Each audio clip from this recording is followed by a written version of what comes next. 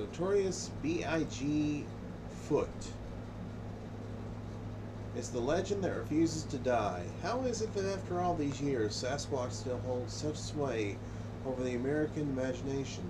The answer to the mystery might already exist half a world away, by Andy Martino. Wednesday, November 18th, 2015. If Bigfoot exists, why isn't he on Instagram? That's how the current argument goes.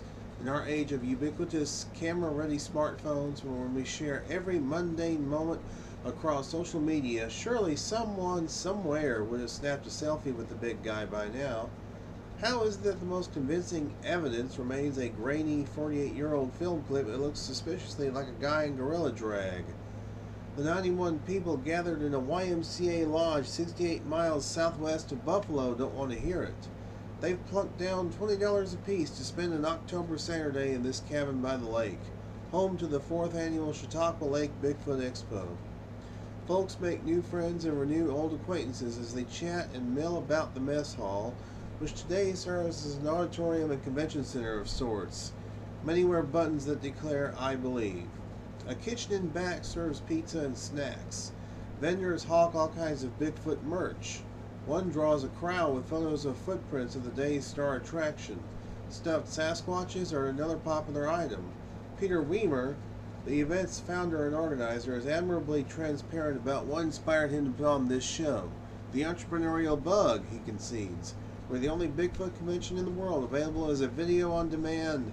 It's only $1.99 for 4+ hours from 2012.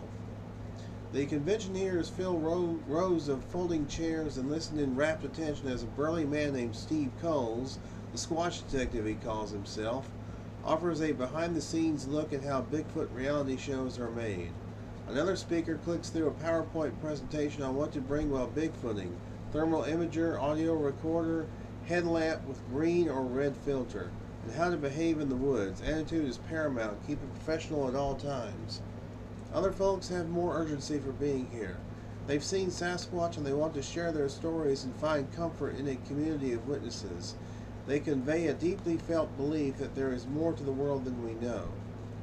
Take Julia Karanowski, a grandmotherly 79-year-old. She still wonders about a noise she heard outside her window more than a decade ago.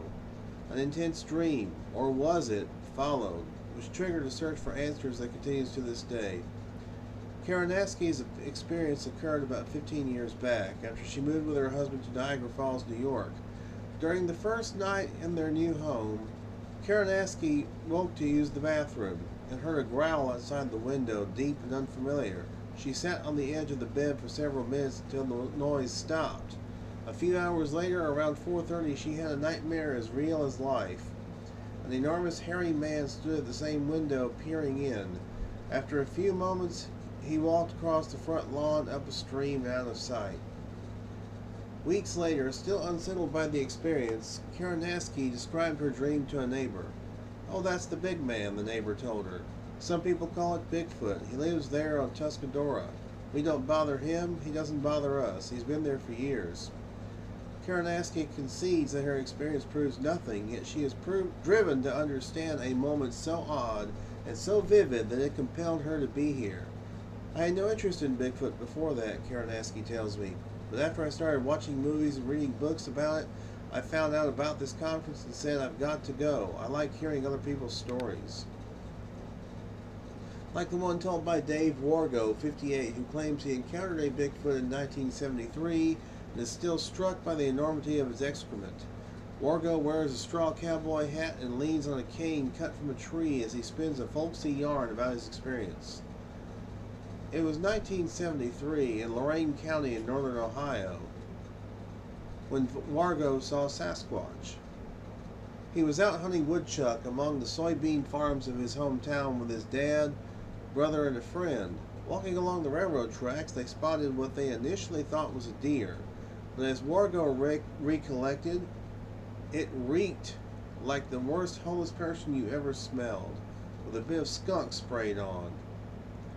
He looked through the scope of his rifle and saw the creature from about 100 yards away. It had charcoal gray hair and didn't linger long before walking away down a creek.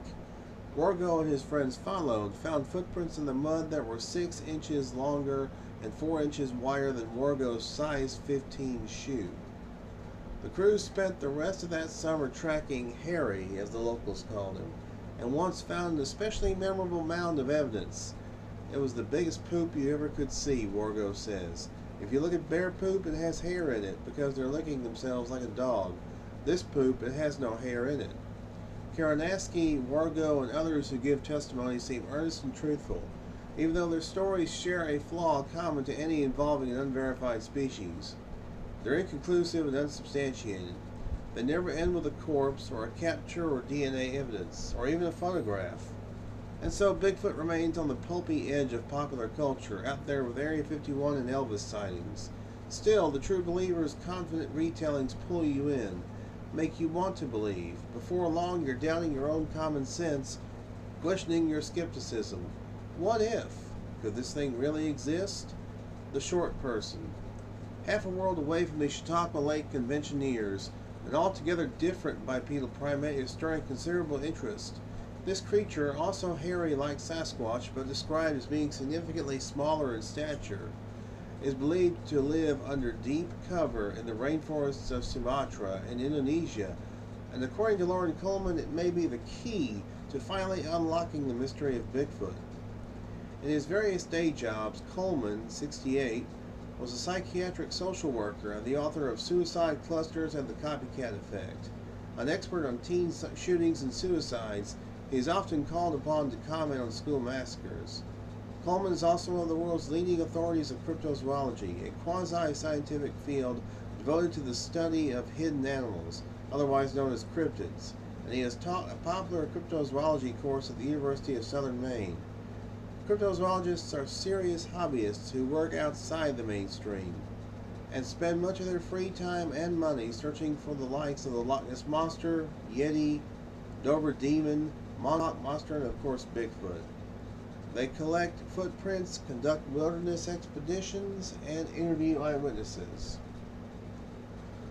Coleman's own quest began at 13 when a TV movie about the abominable snowman grabbed him and instilled a yearning to find what lurks beneath the visible surface. Even though I knew it was fiction, he later wrote, there appeared to be an underlying truth to this tale of an expedition in pursuit of an unknown hairy upright creature.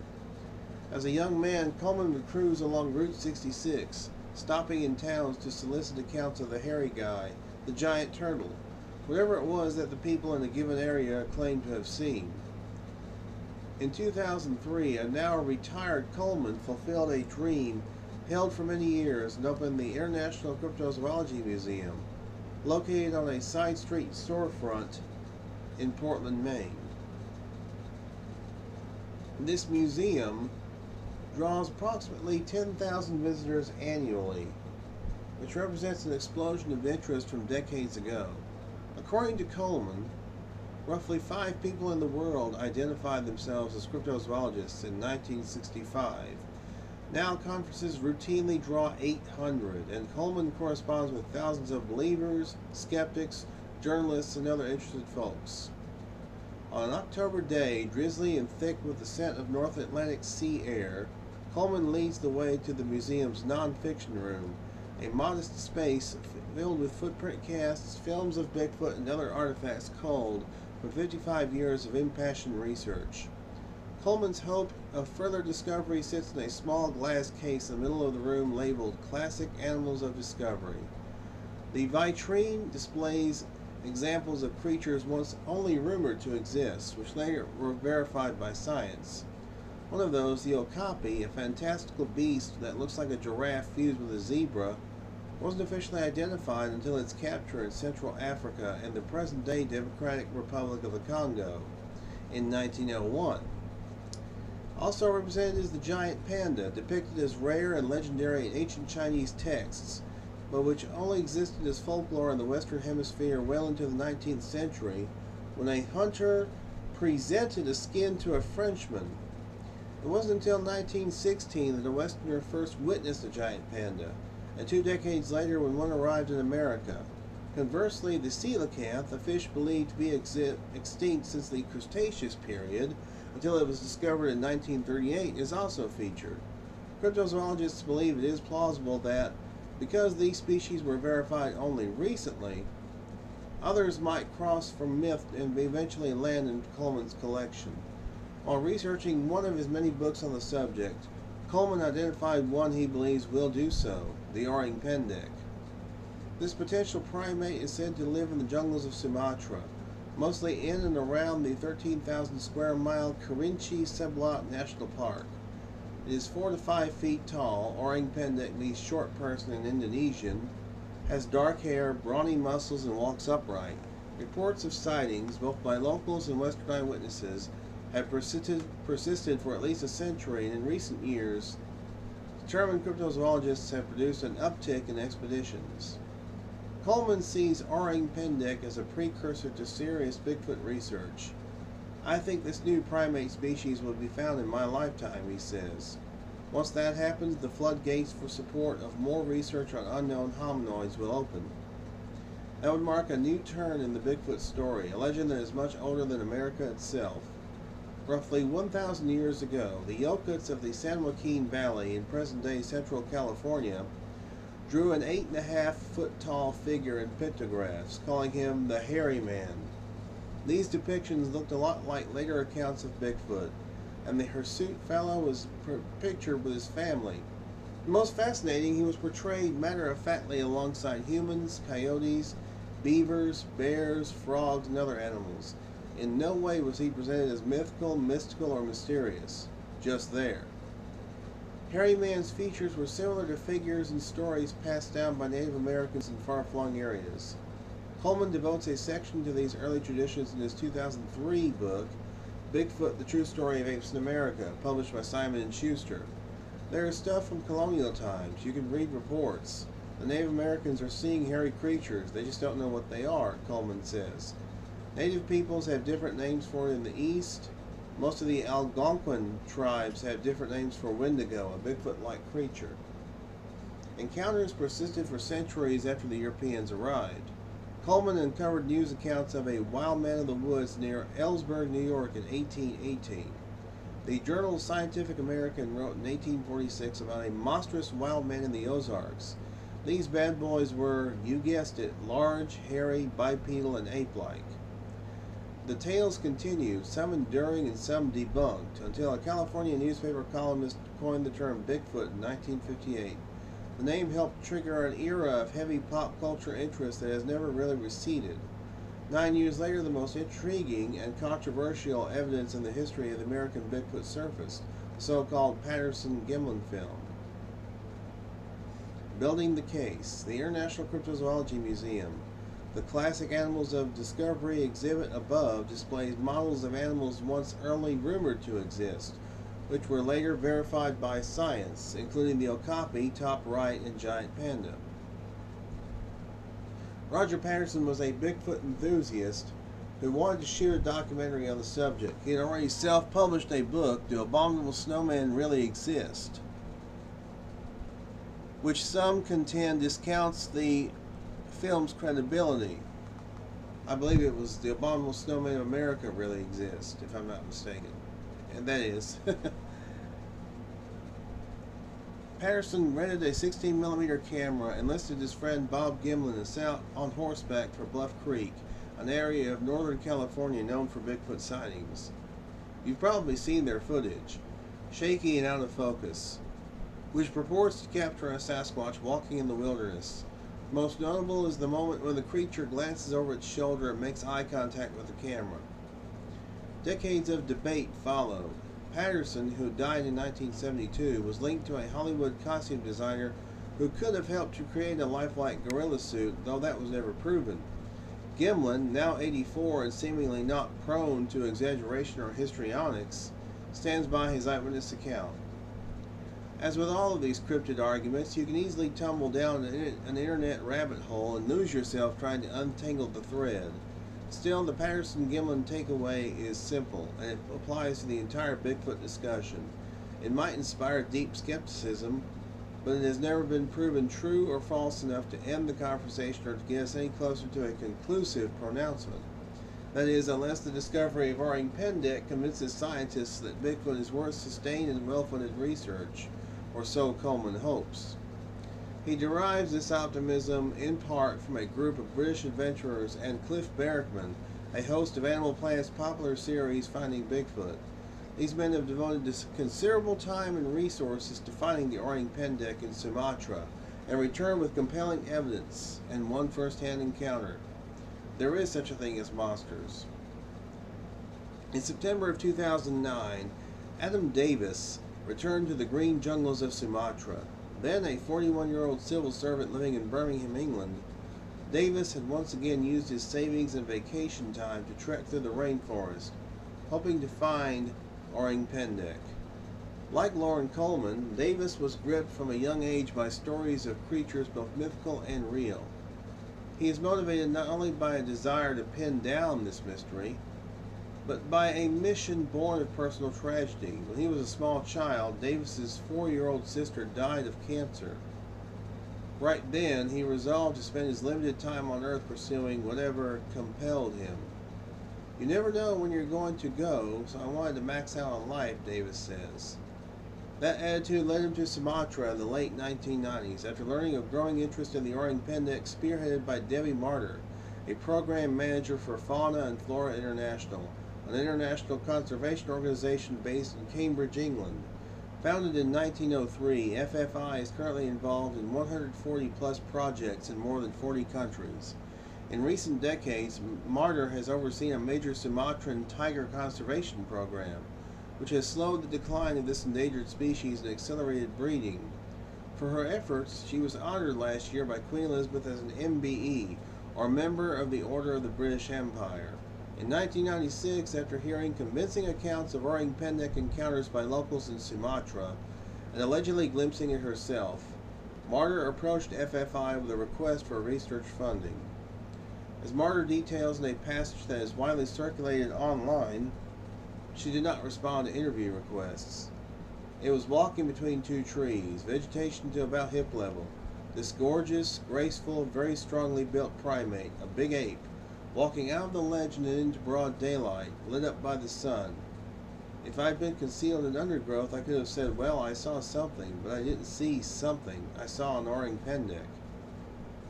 FFI provided Martyr a modest grant of £1,200 for travel and lodging, plus expenses and a Land Rover. According to Mark Rose, the organization's CEO, we thought it might be feasible, Rose says. Debbie was quite compelling about it. Martyr spent about 2 years on the project, which yielded no significant discoveries before moving on to the Tiger Initiative. Yet FFI's very willingness to consider the possibility of Orang Pendek's existence represented a significant milestone. When Martyr expressed curiosity about the cryptid, this reputable organization did not laugh her out of the room. Biggie Small. Eyewitnesses estimate that the Orang Pendek, short person in Indonesian, is 4 to 5 feet tall, almost 3 feet less than its famous North American counterpart. Loren Coleman displays casts of alleged Orang Pendek footprints inset. Similarly, in 2011, The Guardian published a 3-part account of Richard Freeman's own Orang Pendek expeditions. Freeman has traveled from England to Sumatra with Davis and others and written books on the subject. It was on that 2009 expedition when Davis found himself back in west central Sumatra. Davis and several members of his team were searching for evidence in Kerinci Seblat National Park when they heard a rustling in the bushes and split off to investigate. Davis went one way and his colleague Dave Archer went another, along with a local guide named Sahar. Archer and Sahar came upon an Orang Pendek sitting in a forked tree. Archer stopped about 40 yards in front of the creature, dropped to one knee, and looked through his scope. He aimed a laser pointer to help Sahar locate the primate. Archer had a fleeting moment to gape and etched the following details into his memory. The Orang Pendek had a wispy beard, dark hair that grew backward on his head, and a bald forehead between his hairline and bushy eyebrows. His arms and shoulders were muscular, with minimal fat. His nose was bulbous on the end with wide nostrils. He had short, fang-like teeth and a grimace on his shockingly human-like face. Archer's first thought, there is such a thing as monsters. He didn't even have enough time to pull out his camera. When the orang pendek noticed Archer's laser pointer, it panicked. It started to breathe heavily, Archer recalls, his voice rising, excitement palpable through a spotty transatlantic cell connection. His eyes started to roll all over the place. His eyes were very scary. Adam, Archer called, beckoning his friend, but before Davis could run over, the orang pendek fled, and the magic moment passed. When the group reconvened, Davis was struck by the profound sight of Sahar weeping. Sahar was a tough guy, Davis says of the guide, who died a year later. Sahar had heard stories of the orang pendek from his peers, but had never seen one himself. After he saw it, he was just so disturbed by what he had seen, disturbed in a good way, elation, I think, that he just burst into tears. He cried, and I hugged him. Here I am in the jungle, hugging this little Indonesian guy after he'd seen the orang pendek. It was surreal. 3 years later, Davis's enthusiasm and the certainty of so many locals touched Cliff Barackman as he prepped for a 2012 Finding Bigfoot episode on the orang pendek. The show follows a similar narrative arc for most of its episodes, traveling to an area of rumored cryptid sightings and investigating. But the trip to Indonesia stuck out. A lot of the witnesses we spoke to in Sumatra had observed an orang pendek in the past 6 months, Barackman says. That hasn't been true of Sasquatches for the most part. We do find recent witnesses, but a lot of times they've seen them a couple of years ago.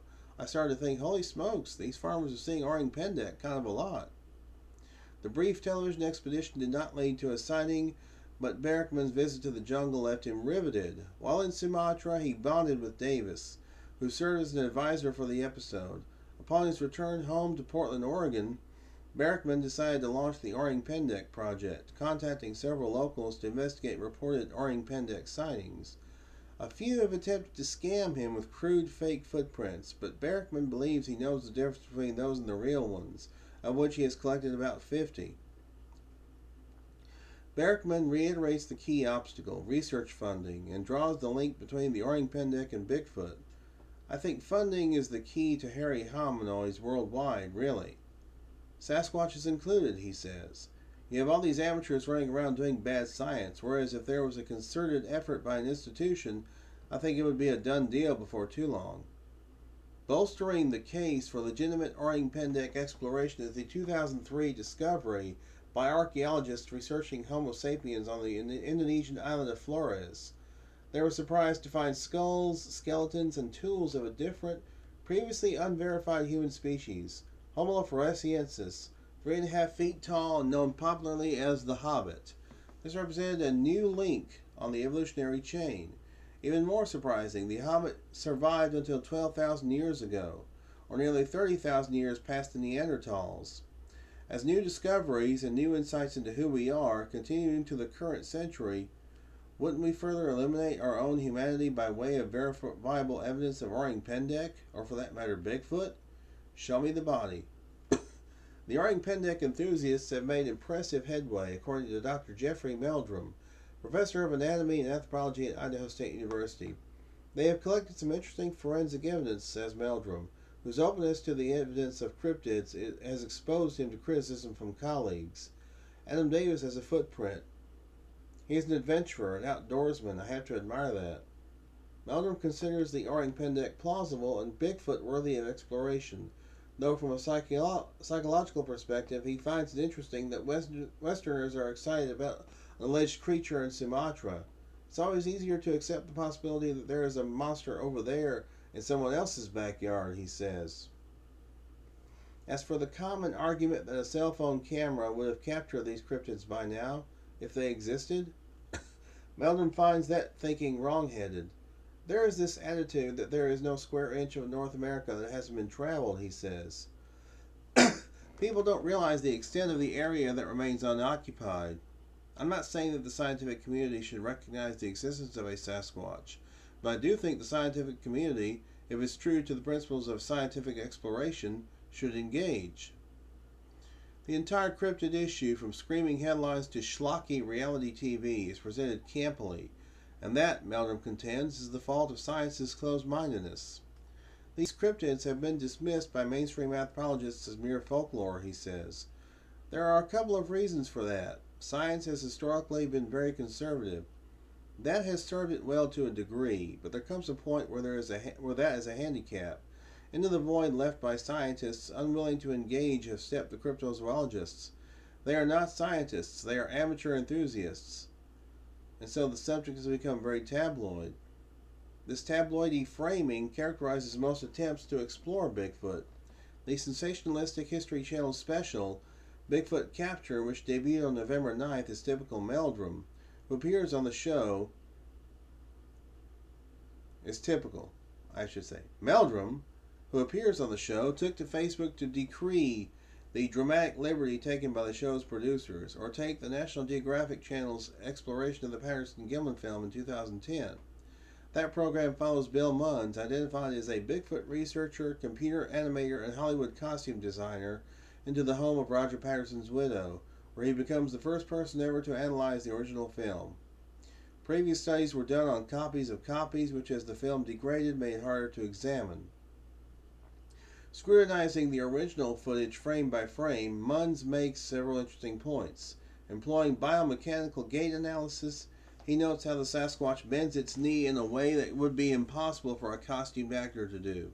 It has a long upper leg and short lower leg, a configuration very rare for humans. The distance between footprints would be impossible for a human, let alone one in a bulky costume, to achieve. And then Munns delivers the coup de grace, blowing up a frame to reveal a rippling thigh muscle that flexes when the creature strides, which would be impossible to fake. You watch this and find yourself thinking, National Geographic is actually engaging in this discussion. That lends it some credibility. But then the announcer blares with grave urgency, the results are stunning. Spooky music plays like some low-rent copy of the X-Files theme. Drums bang. The camera cuts quickly to Munns' bearded face, then away again. Munns concludes that the creature in the Patterson-Gimlin film cannot be a human. But by the time we get there, it's like Ed Wood has hijacked National Geographic. The cheesy style undermines any legitimate points that may have been made. Hokey production values such as these bolster the case of critics such as Michael Shermer, the executive director of the Skeptics Society, an organization that devotes itself to promoting critical thinking and questioning what it regards as pseudoscience. Shermer is a historian of science and the author of 12 books, including Why People Believe Weird Things, and writes a column for Scientific American. He is one of many people turned off by the lack of hard evidence, whether the subject is UFOs, extraterrestrial life, or Bigfoot. And it's a fair point. The topic's full of speculation, white-hot noise, and giddy excitement, and completely devoid of verifiable facts. Where are all these cryptids, Shermer asks. You need to have some who just died, that got hit by a car, that fell into a mud hole. Where are these? There are none. This indicates that they do not exist. Show me the body and I will believe. There is no body, no pictures either, at least none that we can all agree on. And serious questions linger. When ultra-rare species such as snow leopards, pink hippos, black-eyed tree frogs, and Vietnamese saolas are photographed in their natural habitats, why is it that the best evidence of Bigfoot's existence remains the controversial Patterson-Gimlin film? But there is also a compelling history of alleged sightings, with common elements across centuries and cultures. Humans, hoping there is more to a world than what they see with their eyes, have chased this enigma since they painted its likeness on cave walls. A millennium later, in an age ruled by science and technology, we still crave discovery. Spend enough time with the believers and you start to think that Bigfoot must either A, be real, or B, tell us something fairly major about ourselves. The mystery is really endearing to us, Cliff Barackman says. Everyone loves a good mystery, especially one that persists. Because the longer it persists, perhaps there is some truth to it. We may have mastered the planet as far as we know, yet there is so much we don't know. In a way,